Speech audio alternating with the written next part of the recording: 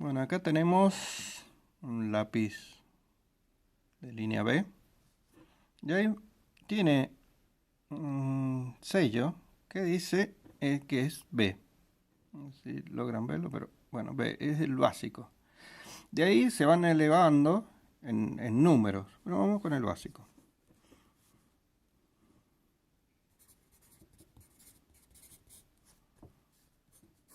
B. Lo que vamos a hacer el siguiente ahora es un ejercicio donde vamos a trabajar la pulsión sobre el lápiz, sobre este elemento. Este elemento nos va a dar volumen.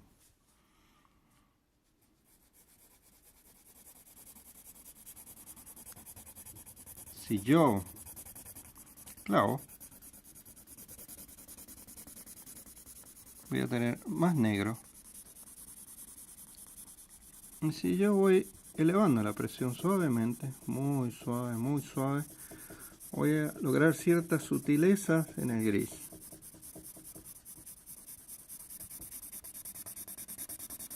Hago de nuevo. Y voy aflojando suavemente para lograr las sutilezas del gris. Acá, como vemos, tenemos diferentes, una paleta de un mismo lápiz. Tenemos diferentes paletas. Si a este lápiz de línea B trabajamos con números más altos, 2B, 3B, 4B, 5B, 6B, 7B, 8B, un grafito, vamos a obtener diferentes resultados. La combinación de todo eso más textura, logramos el volumen. ¿Qué hacemos? Vamos presionando, clavando, fíjense cómo va respondiendo el lápiz, y después elevando la presión suave, volvemos a clavar y elevamos. No solo que tenemos escala de grises, sino también tenemos línea modulada. Se logran dos cosas acá. Si nosotros vamos generando presión sobre este elemento, el lápiz, vamos a obtener calidades oscuras. Si nosotros elevamos, vamos a obtener calidad en la sutileza del gris. Y ya estamos pintando con eso. ¿Qué significa? El mismo ejercicio, pero vamos a ver la diferencia. Otro lápiz. Pero estamos viendo que este es un 8B, o sea que es mucho más grueso.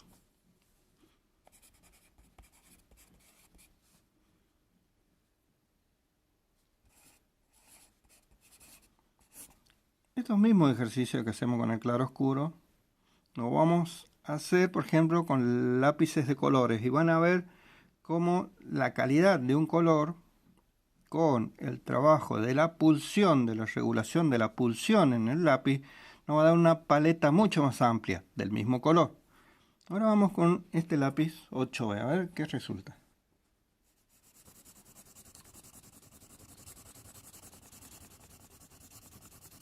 Si se fijan, vemos que se está desprendiendo más grafito, una especie de suciedad del lápiz.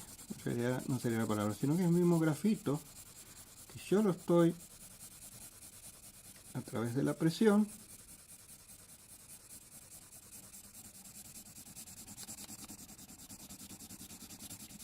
las diferencias.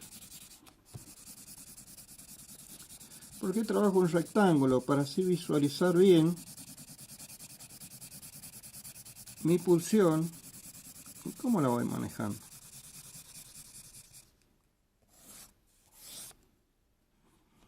Clavo, aflojo, bajo, aflojo.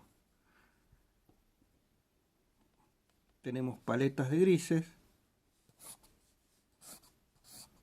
bastante ampliadas y línea modulada, de nuevo, para tener un dibujo, incluso un dibujo de tipo abierto, más dinámico. Como por ejemplo quien dibujaba así Toulouse-Lautrec.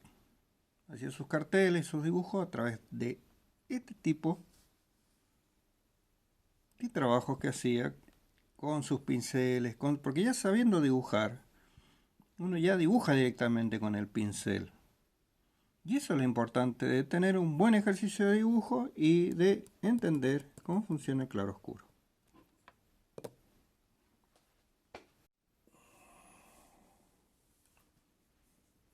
Bueno, ahora lo que vamos a ver son los elementos básicos para crear volumen.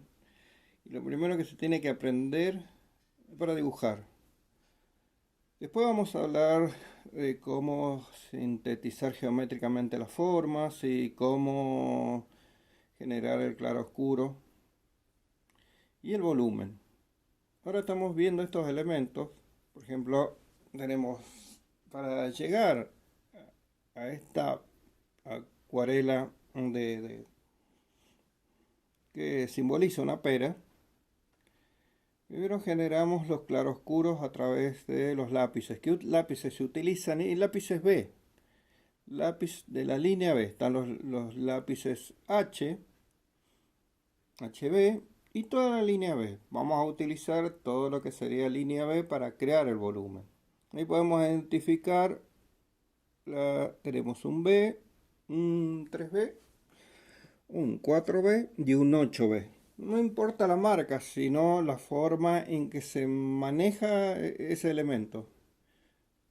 Y que pueda producir un volumen tal de que nosotros lo aprendemos y cuando pasamos del claroscuro en grises, lo vamos a lograr también en el color. Si entendemos los grises, vamos a manejar las paletas de color, o sea, las tonalidades, las fuerzas del color, la fuerza material, que nosotros tenemos que descargar para crear eso, ese volumen, esa pera. Por ejemplo, acá tenemos una pera real, con su volumen, con su textura, con sus manchas, y tenemos una pera que es ese símbolo de esa pera en una acuarela. También tenemos un pimiento. Nos tenemos que concentrar, saber ver también las superficies, cómo son esas superficies, conocerlas. Es como si nosotros estuviéramos estudiando la geografía de los elementos, todo el volumen de los elementos.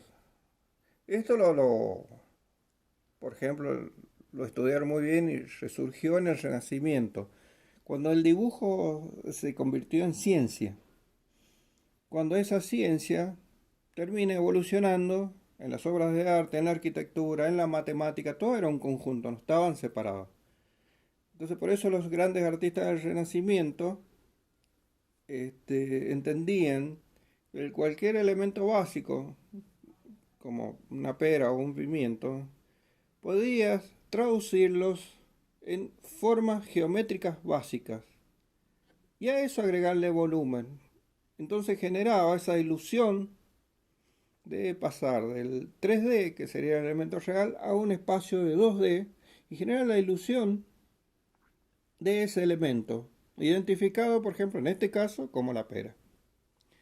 Ya lo que vamos a hacer después es ver cómo funcionan estos lápices de línea B y cómo hay que trabajar con la intensidad de la fuerza motriz del trabajo para generar grises muy oscuros y también muy claros, muy sutiles.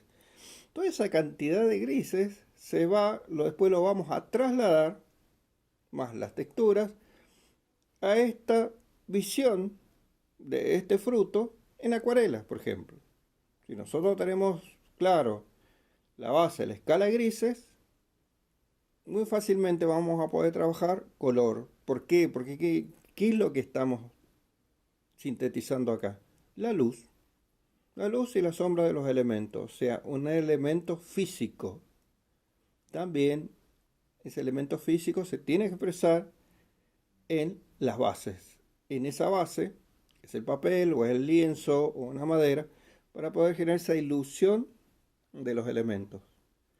Y eso es lo maravilloso del arte, que va aplicando elementos físicos y matemáticos a la representación de la naturaleza. Por eso es muy importante, esto es una disciplina científica y es muy importante tener en cuenta que se necesita por lo menos el conocimiento básico y la aplicación de la geometría y de la física del volumen en los elementos representativos.